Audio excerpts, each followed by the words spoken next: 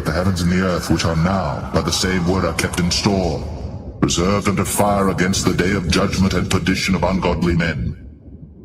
But beloved, be not ignorant of this one thing, that one day is with the Lord as 1,000 years, and 1,000 years is one day.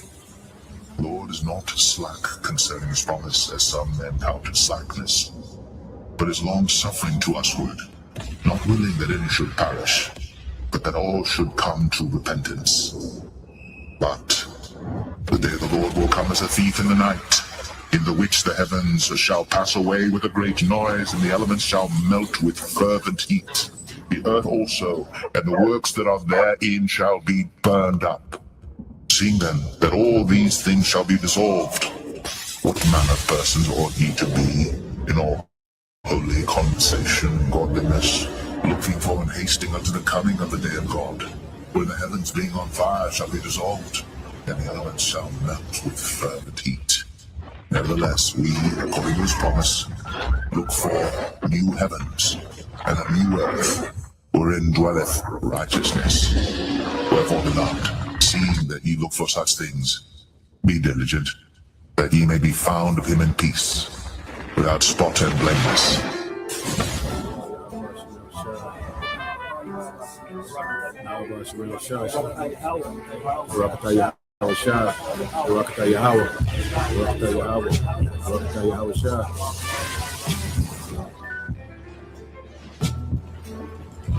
Revelation 15.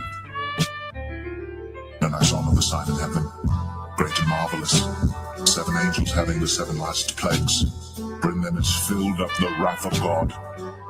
And I saw, as it were, a sea of glass mingled with fire, and them that had gotten the victory over the beast, and over his image, and over his mark, and over the number of his name, stand on the sea of glass, having the harps of God. And they sing the song of Moses, the servant of God, and the song of the Lamb, saying, Great and marvelous are thy works, Lord God Almighty. Just and true are thy ways, thou King of saints. Who shall not fear thee, O Lord, and glorify thy name? For thou only art holy. For all nations shall come and worship before thee, for thy judgments are made manifest. And after that I looked, and behold, the temple of the tabernacle of the testimony in heaven was opened, and the 7 angels came out of the temple, having the 7 plagues, clothed in pure and white linen, and having their breasts girded with golden girdles. And one of the 4 beasts gave unto the 7 angels 7 golden vials full of the wrath of God, who liveth forever and ever. And the temple was filled with smoke from the glory of God and from his power. And no man was able to enter into the temple till the 7 plagues of the 7 angels were fulfilled.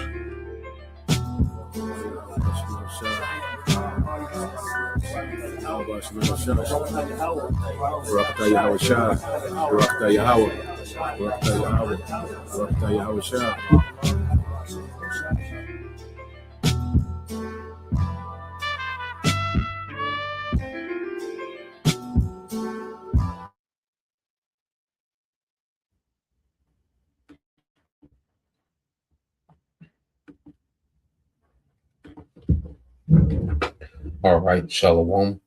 First and foremost, I would like to give all praise and glory unto Yahweh, Bahashem, Yahweh Shah, Bahashem, Rakakwadash, and double honors unto the apostles and the elders of GMS who rule well, teach well, being great examples towards younger brothers, and peace and blessings and salutation to the hopeful elect out there pushing this word and truth. And it's a series across the 4 winds in the name of Yahweh, Bahashem, Yahweh Shah, Bahashem, Rakakwadash, pushing to get up out of here. Shalom to the hopeful elect, the believers, the listeners who have came back to the obedience of the scriptures through faith in Yahweh, Bahashem, Yahweh Shah. All right, what I want to get into, all right, with this live stream, is going into the hand of the wicked, the kingdom of Satan, so just wanted to go into some history, again this morning, to explain, to bring clarity to what we're seeing playing out. All right, because we know, all right, that you have elites in the background. Okay, these Edomite elites in the background of all these different governments okay, pulling strings, manipulating, circumstances and situation, causing wars, causing, economic collapse, and, causing this and causing that. And ultimately, they're operating off a doctrine of Satanism. Okay. Now, you really see Satanism start to rear its head, within Esau's rulership, during the time of the Enlightenment era, which we're going to get into that, and out of the Enlightenment era, you have the secret society, which is known today as the Illuminati. All right. And when you go into the history of the Illuminati, which I got a video, and we'll go into some of the history, but it was started by, all right, the Rothschild banking family, going back to Mayer Amschel, all right, Rothschild, the father of, okay, the Rothschild banking family, the progenitor, okay.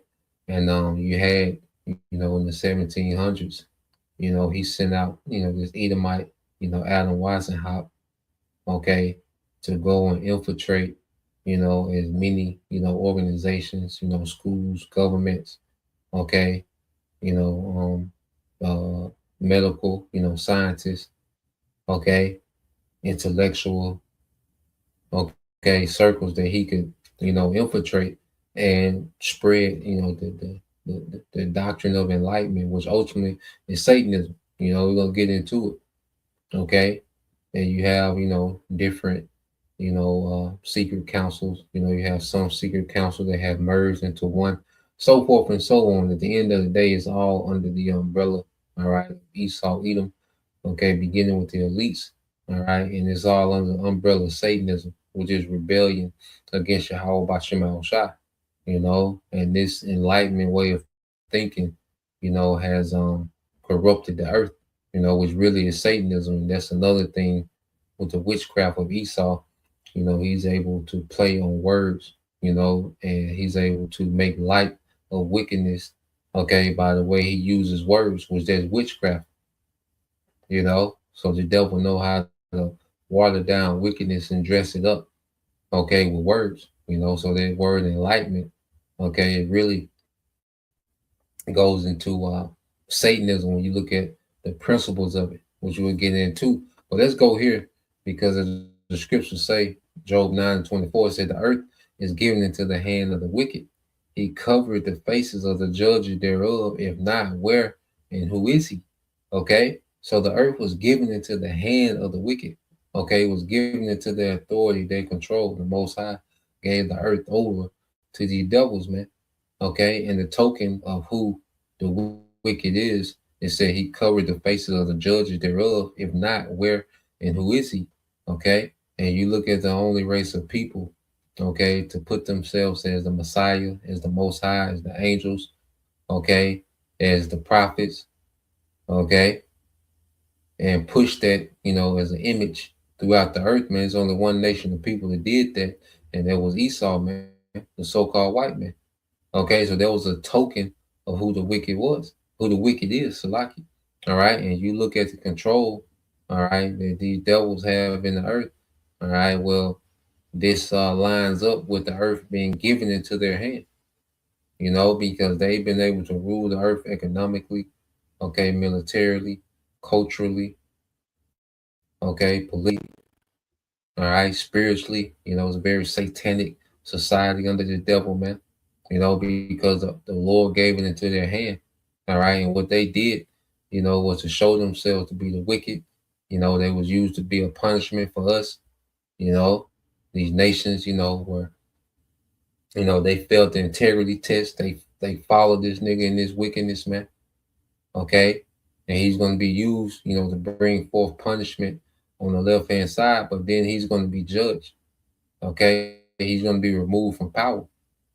Okay. So Esau Edom is playing his part in the earth as the wicked.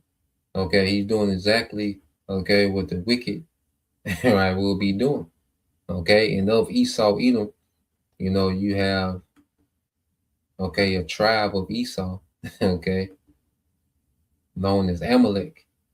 Okay. And when you go into the book of Numbers,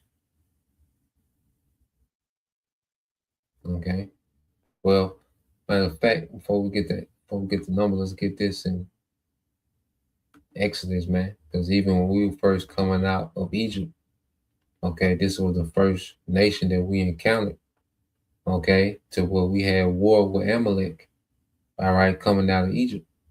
Okay, these damn demons, with Joshua, through the spirit and power of Yahweh Shema Shai, he was able to confound Amalek. It was just a prelude, of Yahweh Shai coming to confound Amalek at the end of this thing, man. Because this system that exists, okay, this financial system, the digital infrastructure, the militaries of the earth, well, they're financed all by the elite bankers, man. Okay? So the way that this beast system functions, okay, is through Amalek. All right. And in these latter days, Amalek will rise to power, again, okay, during the Renaissance. Okay, these devils, these Edomites will rise to power. And then of these Edomites, Amalek will come to the forefront and be the head, all right, of this beast system. Okay, Exodus 17 and 16 said, for he said, because the Lord Yahweh Bashim Shah has sworn that the Lord will have war with Amalek from generation to generation. So the Heavenly Father, swore that he will have war with Amalek from generation to generation. You see? And it's not like it's an even playing field. Okay, but these devils, they will always, be opposition to righteousness, man. Okay. And now what we're finna see, the Lord, all right, which he raised up the prophets. There was a spiritual counter to the wickedness, okay, of Amalek, man. Because the earth has just been filled with enchantments, all right, and these enchantments have gone, with no resistance, man. But the Lord raised up the prophets. Now, all right, this devil is being consumed by prophecy. Okay, now he's losing the spiritual war. He's going to get carnal. Okay, and when he gets carnal, the Heavenly Father is going to lift a standard and ultimately send back Yahweh Shai. Okay, so we're seeing the Lord beginning, all right, to respond, all right, to this rebellion of Amalek. Because Esau, his whole rulership is based on being rebellious towards Yahweh Bashim Shai. Okay, and the ideology, his doctrine, his wine, okay, is based on pure rebellion, okay, against the Heavenly Father, against, all right, he is. You see, and the Lord finna respond to this rebellion with great power, and raising up the prophets was the beginning of the Lord responding, okay, to this rebellion. You see? So when you go from there, let's get this.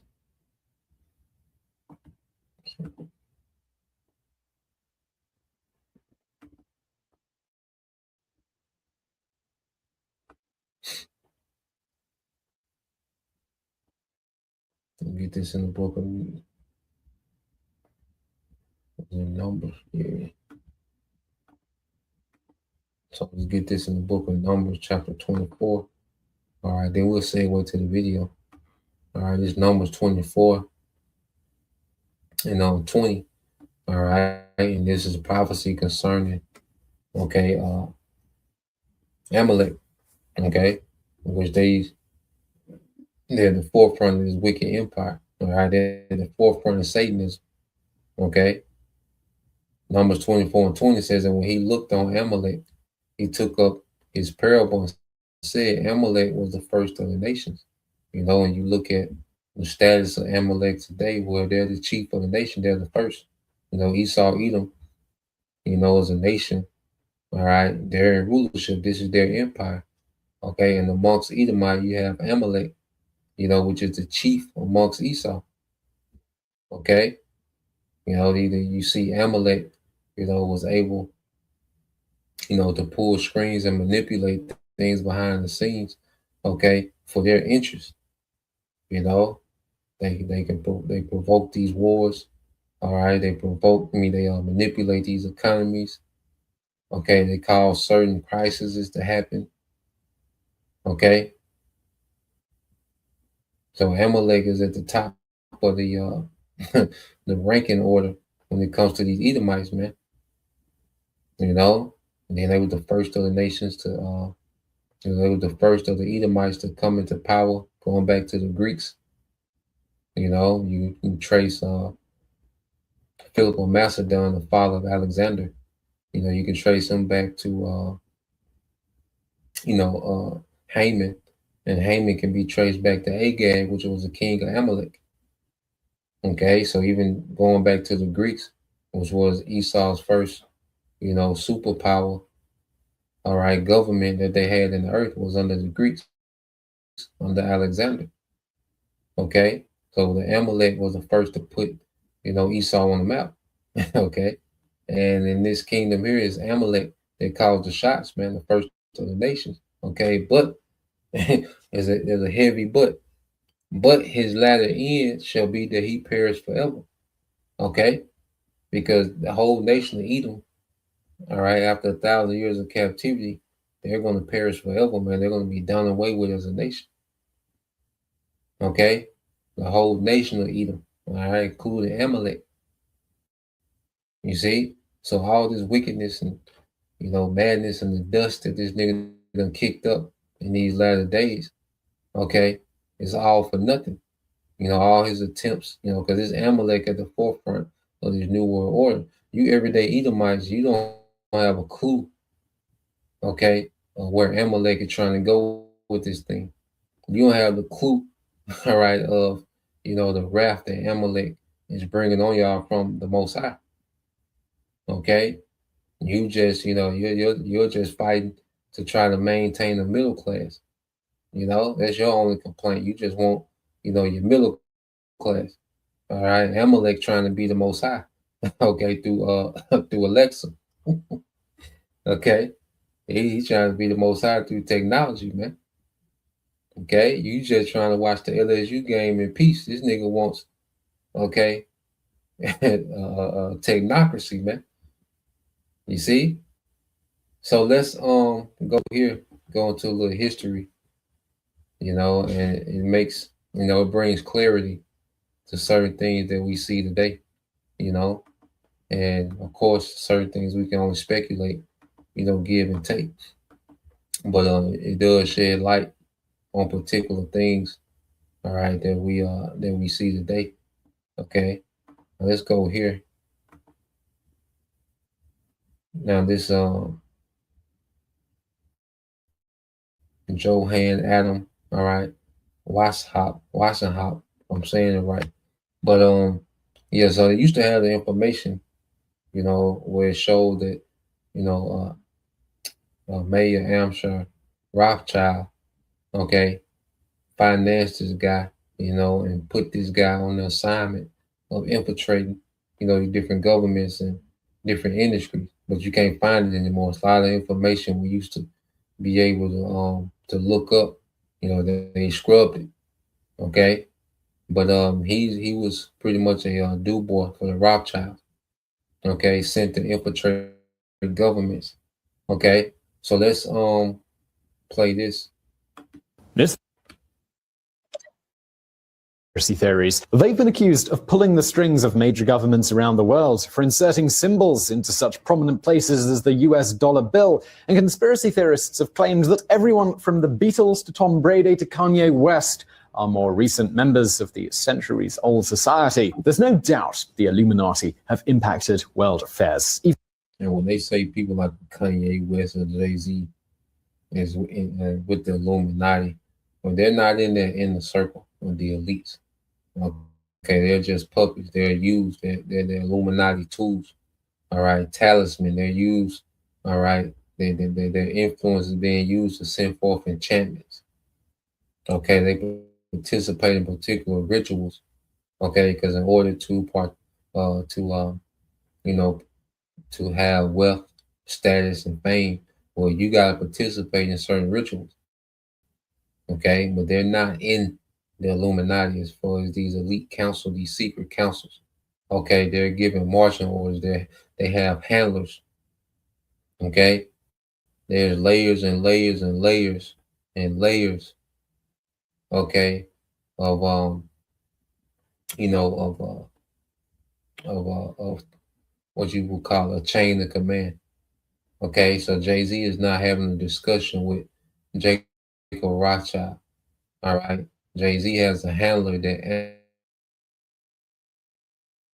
is certain Edomites that answer to other Edomites, that answer to other Edomites, and they answer to other Edomites.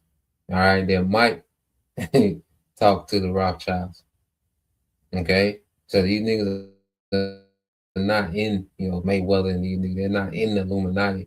All right, they're just do boys and puppets. Okay, so let's play this some more. Even if just by being at the center of conspiracy theories. But where did this group get its start? Well, let's take a look at the man behind this secret society, Johann Adam Weishaupt.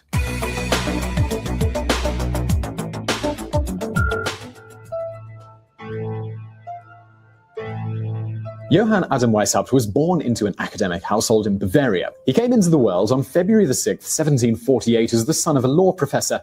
When Weishaupt was only 5 years old, his father passed away, leaving him to be raised by his grandfather. Also a law professor, Weishaupt's grandfather kept the boy engaged in scholastic activities. His grandfather was a proponent of the Enlightenment movement, and the thoughts and philosophies promoted by Enlightenment thinkers came to greatly influence Weishaupt. During the 17th and 18th century Enlightenment movement, intellectuals emphasized the importance of reason and individualism over tradition. You might also hear the Enlightenment referred to as the Age of Reason. Among the movement's most famous thinkers were John Locke and Isaac Newton.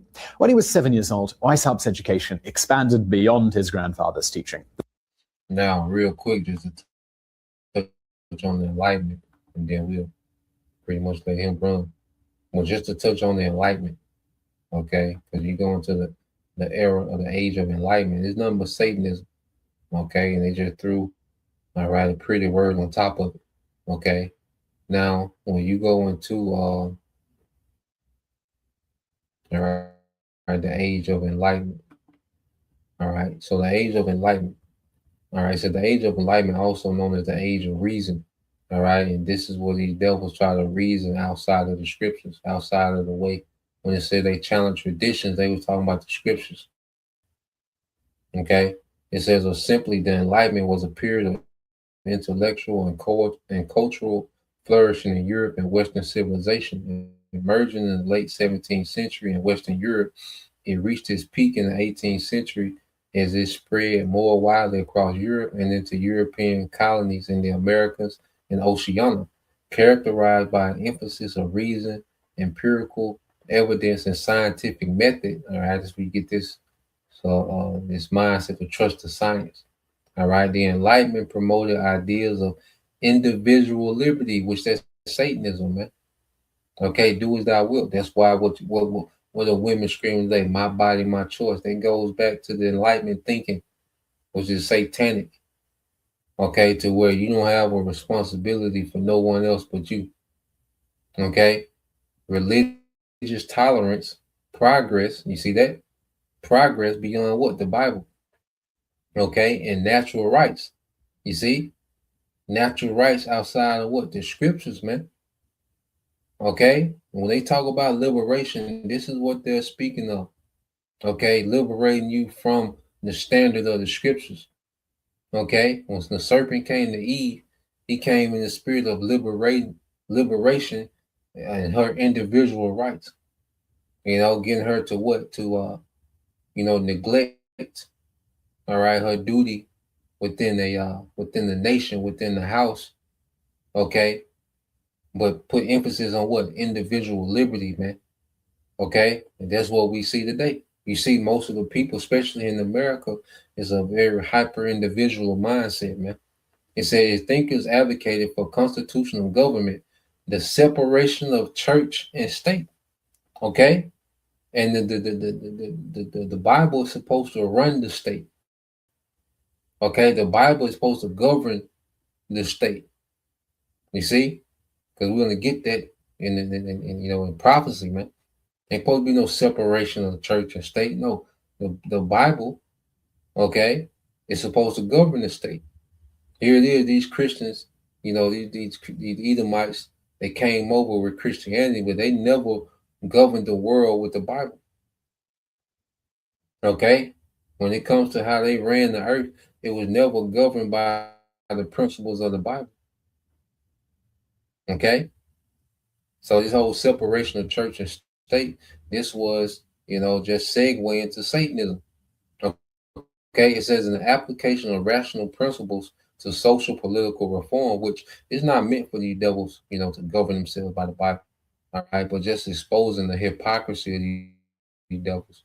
They push, super Christians and they believe the Bible. Okay, but they never govern the world by the Bible. Okay, you wouldn't need a constitution. The law, if they were so Christian and Bible believing, you wouldn't need a constitution because you would have the Bible. Okay, the Bible is the Constitution. Okay, well, these devils, as scriptures say, to the wicked, what hast thou to do with my commandments, seeing that thou hatest instructions, man? Okay, so let's go back here. Now, I asked just a real quick Google search. All right, it said, did Enlightenment thinkers, all right, challenge the Bible? It says, yes, Enlightenment thinkers frequently challenge the Bible, prioritizing reason, empirical evidence, and skepticism over traditional religious dogma. Okay, so when you go into the age of enlightenment, that's when these devils really began to openly challenge the Bible. Okay, because this their spirit. This is the spirit of Esau, the serpent, coming back. Okay, it says they questioned spiritual infallibility, rejected miracles. Okay, rejected miracles and used historical criticism to analyze texts. Key figures promoted, all right, deism and secularism, shifting from biblical authority to scientific and natural law. Shifting from biblical authority to scientific and natural law. Okay, and who controls the science? Who sets the standard for science?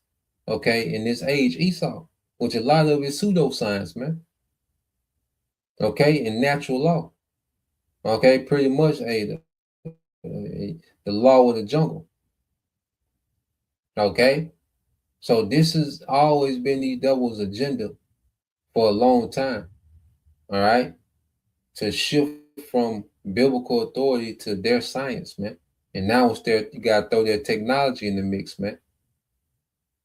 Okay, it said rejection of miracles. That thinkers like David Hume argued that miracles violate natural laws and are therefore irrational and implorable, as if the Most High has to fit within their science.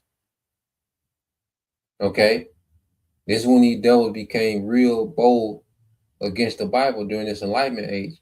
Okay, you got these niggas like David Hume, as if science, the Most High has to fit within their science.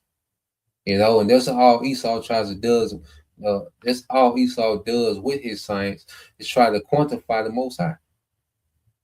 Okay, try to put the Most High in some category, some box, and have him figured out. Nah, man, you can't do that. Your science can't do that.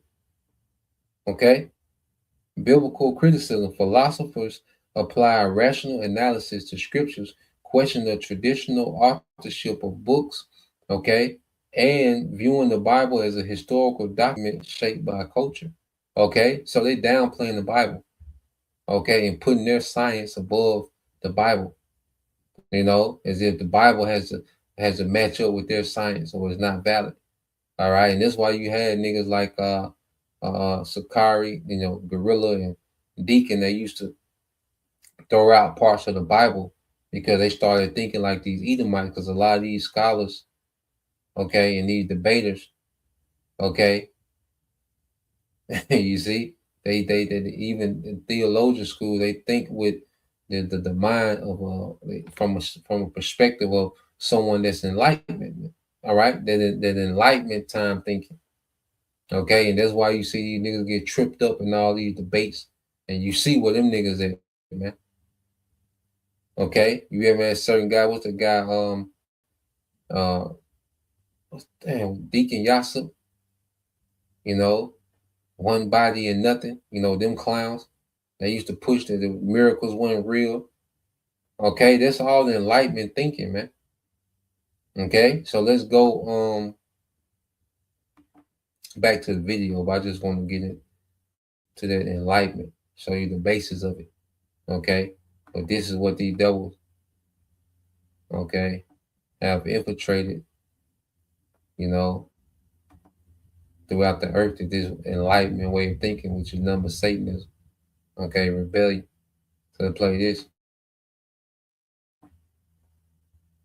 Family was Catholic, and Weishaupt began attending a Jesuit school. He was a voracious reader, and by the time he was 20 years old, he had earned his doctorate in law. He began teaching law, but within a year, he became the beneficiary of the dissolution of the very religious order that had educated him. Political maneuvering, coupled with cultural changes, made the Jesuits a threat to the power of some European leaders, at least in their eyes. The order was suppressed in several countries, and even the Pope issued a brief suppressing the Jesuits. Because of the order's suppression in 1773, Weishaupt was able to move from being a professor of secular law to being a professor of canon law at the University of Ingolstadt. Before the suppression, only Jesuits taught canon law. Now Weishaupt could be a professor, but he nonetheless found himself as the only non-clergy member serving as such. Although the order had been suppressed, they still wielded considerable power at the university, and Weishaupt and his Enlightenment-influenced ideas, well, they hit some roadblocks.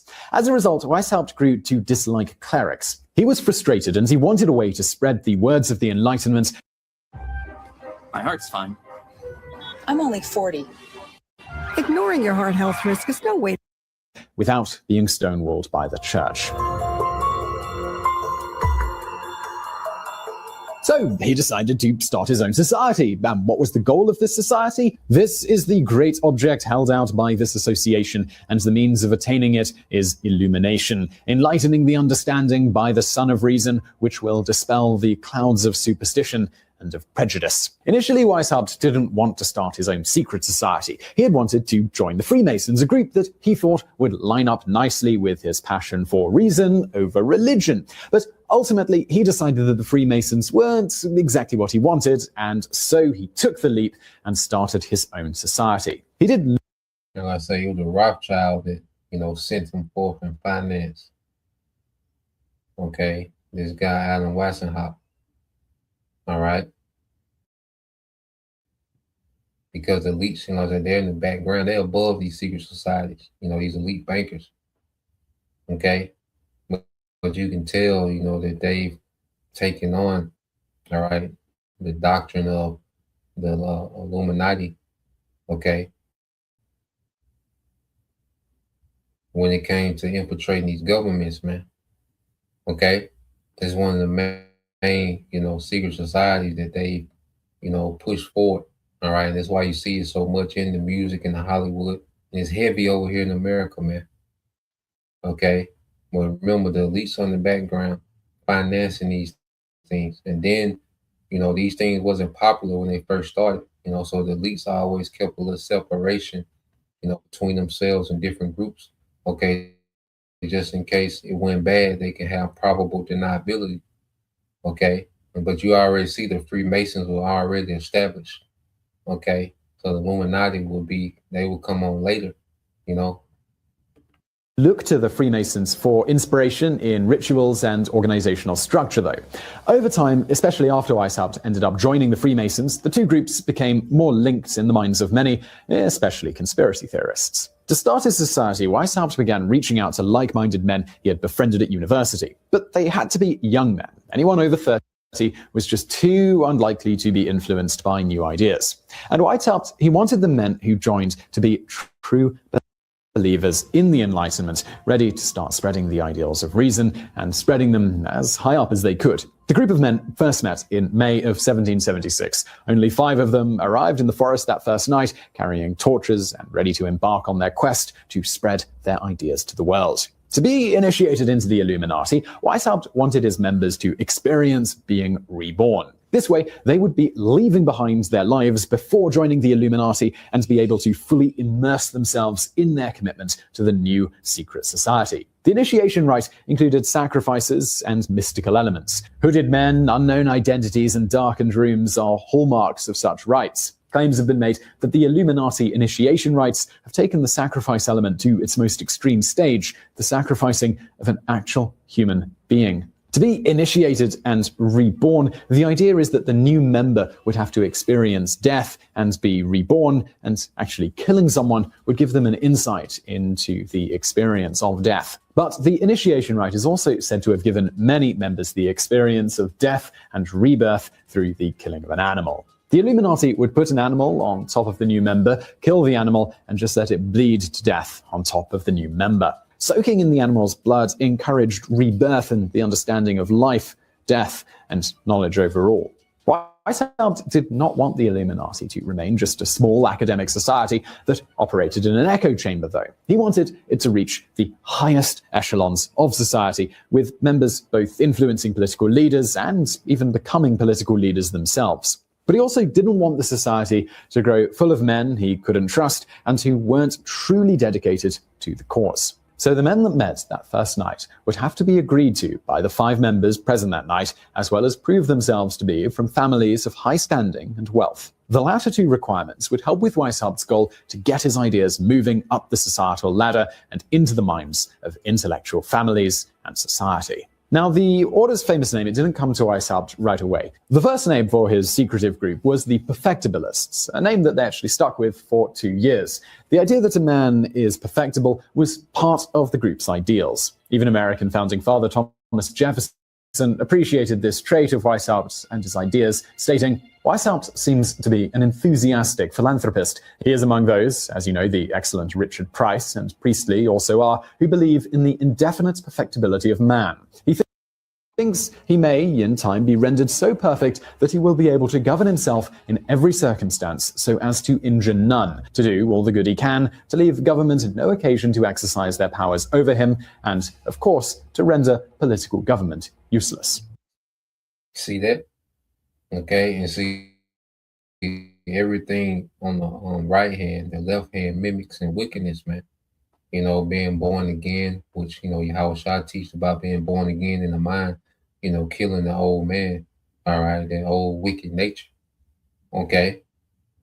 But these devils on the left hand side, you know, they're talking about being born again in wickedness, man, okay? They're talking about being born to rebellion, you see?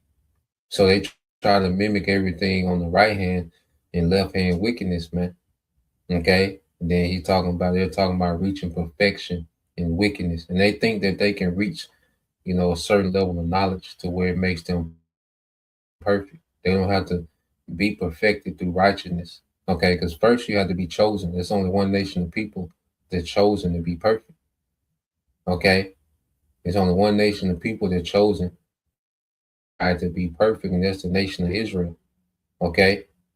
So if you're not of the nation of Israel, you're not going to reach perfection. Only Israelites are going to reach their perfection in Yahweh Bashim al-Shah, in righteousness, man. But Esau, he thinks on the left-hand side, all right, that he's going to reach perfection through gaining so much knowledge. That's why, by gaining so much knowledge. And that's why he's so big on gathering all this data. You know, he thinks that if he can accumulate enough data, enough knowledge, man, he can perfect himself. He can reach immortality himself, you know, if he can gain enough data, okay, and knowledge, man. Okay, that's the way these niggas think, man. You see, Esau is on this quest, man. The Lord, all right, got Esau on the crash mission, man, on the left hand side. Okay. Well, yeah, going back to the perfection of this, man. Then he said, we're gonna reach a certain level of perfection to where government is gonna be useless. And that's why you see he's doing away with governments, man. Okay? In his mind, he wants to do away with the governments of the world, you know, to where he's gonna create a technology that can govern the world. We don't need that old traditional style of government. You know, we're to a point now to where we reach so much, you know, the pinnacle of knowledge. Okay, we reach the pinnacle of knowledge to where, you know, we don't need governments. Okay, we're gonna go by ourselves, and ultimately talking about the government on the Most High. He doesn't need the oversight of the Most High. Okay, that's basically what the devil is saying. Now let's go real quick here and then we'll go back to the video. Because I was looking for this precept. This is Matthew 5:48 said, "Be ye therefore perfect, okay, as your Father which in heaven is perfect." Okay, and who is the Father? All right, who are the sons of God? Israelites, the tribe. Okay, so Yahweh Shah saying, "Be ye therefore perfect." Now, of course, we're not going to reach perfection in this body. All right, but we're striving for perfection at the coming of Yahweh Shah. All right, we're going to be changed and be perfected, but we're striving towards perfecting by following Yahweh Shai, as we tap into this word, because we're being truly enlightened in righteousness, man. You see, we've been enlightened in righteousness. We've been illuminated in righteousness, man. Okay, and we have begun the process of being perfected in righteousness, man. Okay, you're going to reach that perfection like the Heavenly Father, man, perfect in righteousness, you see, but we had to go through the process of being refined through suffering, affliction, understanding wickedness, okay, so we can know how to judge it in this perfection, you see. So there's only one group of people, that's being perfected, and that's the sons of God, man, the nation of Israel, okay, the people of the Heavenly Father. We're going to be able to judge matters, from a perfect righteous perspective, as the Heavenly Father judges matters from a perfect righteous perspective. Okay? Of course, we're not going to be equal to the Most High, all right, just to clarify that. Okay? We're going to be likened, okay? We're going to be likened to the Heavenly Father, okay, when it comes to reasoning and righteousness, man. Because there's no one that can ever be equal, nothing that can ever be equal to the Father. Okay, so let's go back to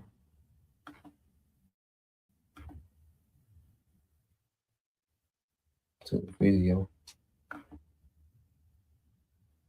Before the name Illuminati was officially adopted, Weishaupt also thought about naming the group the B Order. But Illuminati was ultimately decided upon, and Weishaupt took the owl as the group's symbol. So now you might be wondering, well, why did he choose an owl? What exactly is the significance of this bird? Now, Minerva, the goddess of wisdom, was accompanied by an owl. The owl was a way for Weishaupt to indicate the intellectual basis for the secret society, while still keeping its symbolism just a bit coded. The new name was a callback to the occult beliefs within the Spanish culture. During medieval times, alchemists and magicians were believed to be imbued with a light that signified the presence of a higher power within. Within the society, the members took nicknames. Weishaupt, as the head of the order, was Spartacus, while other adopted names for members included Ajax and Tiberius. In 1777, Weishaupt found a new avenue for recruiting. He was accepted into a Freemasons group in Germany and used their society as a place to find well-connected society men who were already acquainted with and interested in secret societies. The men who were welcomed in were told the following: "Should you seek might, power, false honor, excess, seek that we would work for you to provide your temporal advantages. We will bring you as close to the throne as you wish, and then turn you over to the consequences of your folly, but our inner sanctuary remains closed to such. But should you want to learn wisdom, want to learn to make mankind more clever, better, free, and happy." Tired of sifting through jobs that don't feel like the right fit? Introducing Indeed Career Scout. Find the job that's right for you.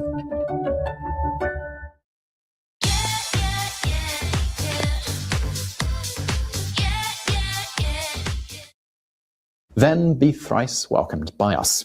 The men who joined Weishaupt's newfound order found themselves a part of a group that was split into distinct levels. As much as Weishaupt professed the principles of rationalism and individualism related to the Enlightenment movement, the men who were a part of his fold were restricted in their knowledge about what was going on within their own organization. The Illuminati had a hierarchy within the structure, and the members at the bottom reported to those at the top. There were three ranks of men: novice, minerval, and illuminated minerval. Illuminated minerval were at the top of the Illuminati's pecking order, their name inspired by the Roman goddess of wisdom. They spied on each other and on the political and economic goings-on in society, bringing news back to the order and helping the Illuminati move forward in its goals of influencing the top tiers of society. Do you realize sufficiently what it means to rule in a secret society, not only over the lesser or more important of the populace, but over the best of men, over men of all ranks, nations, and religions, to rule without external force, to unite them indissolubly, to breathe one spirit and soul into them, men distributed over all parts of the world? In its first years, the Illuminati didn't grow by leaps and bounds. Initially, they found only a few dozen interested and qualified men to join. They numbered just 60 by 1780. But that year, Weishaupt added a member to the Illuminati who proved himself to be especially helpful in gaining new members. And he also attracted a new level of respect for the secret society. And this new member, he came from Weishaupt's recruiting grounds in the Freemasons. Baron Adolf Knigge had been a member of the Freemasons, but he had risen as far as he could go within their ranks. So when he heard of Weishaupt and his new smaller group, he saw an opportunity to have real sway over what was going on in the organization. He also liked the Illuminati's relationship with mysticism. In forming the order, Weishaupt had relied in part on mystic texts. He read the mysteries of the Seven Sages of Memphis and the Kabbalah, and the two texts made an impact on how he viewed the world around him. Baron Knigge was also a student of such ideas and liked that Weishaupt had brought their influence into the Illuminati. When he joined, Knigge eagerly read the texts required of new members. Most consisted of works that were banned in the conservative Catholic Bavaria. In fact, Knigge read the text so quickly that Weishaupt had to stall for time. He didn't want Knigge to reach the illuminated minerval level so quickly. So he put off Knigge while he tried to come up with new ideas for readings and required actions, but Knigge figured out that Weishaupt was trying to delay his achievements of the highest level. When he brought this up to Weishaupt, Weishaupt was willing to listen. He was also willing to listen to Knigge's new ideas for the order. For one, Knigge said the order needed a rearrangement of its hierarchy. He suggested bringing in new levels under the existing 3 levels. The end result of this was 13 ranks of Illuminati members, each subdivided within the original 3 levels. The 3 new overarching levels had the names of the Nursery, the Masonic Grades, and the Mysteries. Knigge also used his influence to change Weishaupt's strong messaging about the church and about religion. He realized that such a strong stance might be hampering the group's ability to grow and recruit. The church wielded much power in Bavaria in the 18th century, and even the promise that a society was secret might not be strong enough assurance for men from powerful families to risk joining. Weishaupt listened to Knigge and the Illuminati they benefited. From an organization of just 60, they grew to 200 by 1782. Then the group grew to 3,000 members by 1784. The Illuminati had also spread beyond Bavaria. Membership now included Hungary, Poland, and Italy. But having that many members spread throughout a number of countries made it harder and harder to keep things quiet. And if their very purpose was to infiltrate and influence political thought and actions, then of course the upper echelons of society would start to notice them. In 1784, their growth became a problem. Members of the Illuminati were sending correspondence back and forth, and the government had their eye out for it. Writings with internal Illuminati ideas and policies were intercepted in Bavaria. It's also been thought that this interception was set up. By this point, Weishaupt had some disgruntled members within his ranks. When started the organization, he told some members there would be supernatural communication if they achieved the highest level within the society. But plenty of people had achieved this by 1784, and there was no supernatural communication to be had. Baron Knigge and Weishaupt, they also had a major disagreement. They didn't have the same idea about some of the society's rituals, and their arguments culminated in Knigge leaving the secret society. The same year he left the Illuminati, the Bavarian government banned all secret societies. That was in 1784, which was the same year that the membership had exploded. By the next year, the Bavarian government took it a step further. They banned the Illuminati specifically. As part of the Illuminati's banishment, the government began raiding the documents of known Illuminati. Documents started to be published, and this secret society and its membership, it wasn't so secret anymore. Public officials became known as members, putting their livelihoods and societal rankings on the line. The Illuminati simply couldn't function with its membership being known. Throughout all of this society building and government influencing, Weishaupt had still been working as a professor at the University of Ingolstadt. But when the government banned the Illuminati, he was forced to flee his home and leave behind his job. Weishaupt wasn't kind to government of any sort, not just Bavaria, so it is not surprising that they were not pleased with his writings. So just how strongly did he feel about the government? Well, take this quote. "When man lives under government, he has fallen, his worth is gone, and his nature tarnished." When the Illuminati were banned from Bavaria, Weishaupt was forced to flee to Gotha, another part of Germany. There, Weishaupt was protected by a sympathetic duke. Duke Ernest not only provided political protection for Weishaupt, but he also gave him a pension that allowed him to live without working. Even though the Illuminati had been disbanded in Bavaria, Weishaupt kept pushing the ideas that had led him to start the secret society in the first place. He began writing, ultimately publishing 4 books about the history of the Illuminati and defending its existence. The books were intended both to defend himself and to perhaps encourage new growth for the Illuminati. But when Weishaupt passed away in 1830, the Illuminati had all but disappeared from the world stage. And see, you can tell, because he's talking about it disappeared, and these devils, this sect. All right, remember, this is a secret society, that's under, all right, the bankers. Okay, and they talk about this disbandment, over the 1784. Okay, but what you have to understand, it had already reached the Americas. Okay, and that's why even when you go into, all right, the birth, okay, of America in 1776, okay, you already had Illuminati influence, okay, within, all right, the government of America. Okay, so, and that's one thing that these devils, do as well. They throw a certain sect under the bus, like Epstein. Like they put Epstein under the bus. Okay, they threw him under the bus as if he was the beginning and end, okay, of the PDF file and the rituals. And no, there's just one part, so you have to understand Adam Weisenhop, all right, he was just one part, because it grew into 3,000 members. Okay, and these devils, they'll set up a fall guy, to take the fall, while the organization continues on. Okay, so let's go from there. Just to show real quick. All right. Well, when you go into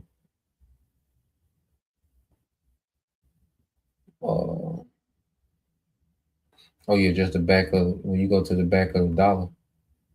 Okay, so the Latin phrase is, which Latin is the language of witchcraft.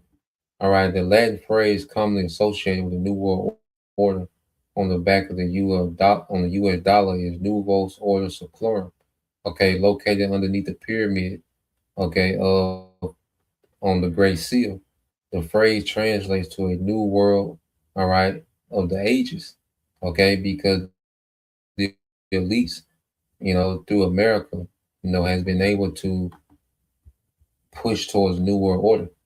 America was always about being a platform to begin to set up a new world order.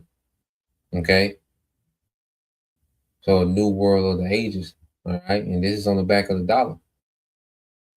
Okay. It says, and it was coined in 1782. Okay. But then you had, established in 1776. So in May 1776 was the birth of the Illuminati. All right, and then 3 months later, two months later, you had what? The birth of America, man. Okay. So America was founded on Illuminati, all right, principles. Okay. And the Enlightenment, mindset. All right, the founding fathers, a lot of them were Masons, because eventually you had the Masons and the Illuminati, come together. Okay.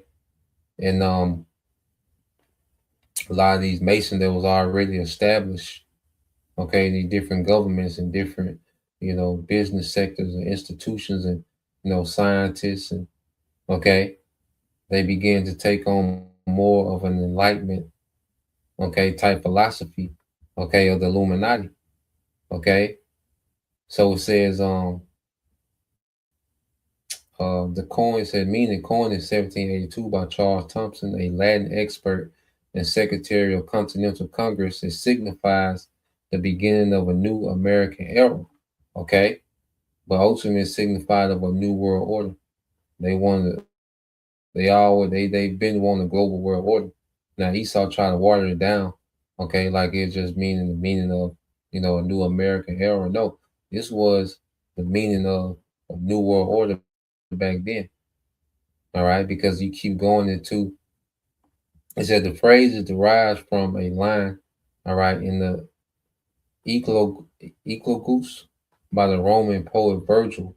Okay, it says Magnus ab intergo sericlorum noscita orda. All right, the greatest cycle of ages is born anew. Okay, it says I want to get to, it says other Latin on the dollar bill, okay, annuit coeptis, okay, above the pyramid. So why is it Egyptian pyramid on the back of American dollar? Okay, because it goes back to this ancient mysticism, man, ancient witchcraft and left hand magic, man. Okay, and it says above the pyramid, meaning he has favored our undertakings. Okay, and this is speaking of Satan. Okay, so you have all this terminology, this Latin terminology on the back of a dollar. Okay, the pyramid, the all-seeing eye. Okay, which is a sign of the Illuminati. Okay, e pluribus, all right, unum. It says on the eagle's banner, meaning out of many one. Okay, out of many one. All right, and this is speaking about all the governments of the world that they want to turn into one. Okay, like I said, they're trying to water it down. Say referring to the unification of the 13 colonies. Hell no. Okay. They're talking about how the many governments one, because the bank was already, all right, dealing with multiple governments at this time. All right. The Illuminati and Freemason, they had already infiltrated multiple governments at the time. All right. Their plans went way beyond some goddamn unifying 13 colonies, man. Okay. So these devils, have been in the background for a while, manipulating and controlling these different governments and infiltrating, different governments and spreading enlightenment, which is Satanism, okay, as a way forward. Okay. And now that they have this technology, all right, they're in the mindset to go with their move. Okay. Now they're in the mindset to go with their move. Okay. So let's get a couple precepts. I say you just want to tap into that. Let's go here. Matter of fact, let me end it here. Let's go to